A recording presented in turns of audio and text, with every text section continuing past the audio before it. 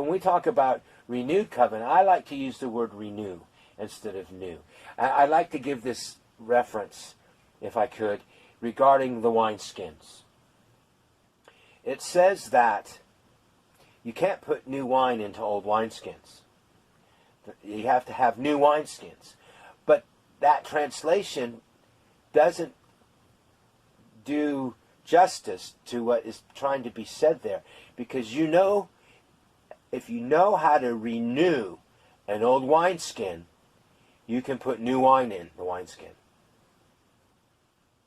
So how do we take that? Literal or metaphorically? Or how am I to process the concept, the principle of what was coming? Because the Messiah was saying, what's coming? The new wine isn't going to go into the old thinking, into the old ideas of, and the covenant that was, sometimes what happens to the covenant, it becomes a contract. And when we start thinking of it as a contract or as a do's and don'ts list, it no longer is an act of love. It's no longer an act of I call it love. And the deeds are following the conditions of a covenant, but you're following the conditions of a contract. And sometimes those conditions of that contract can be anything.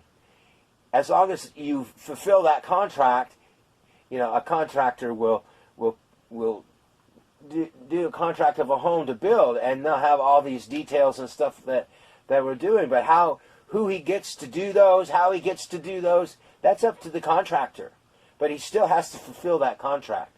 That's not based on relationship. That's just based on mechanics.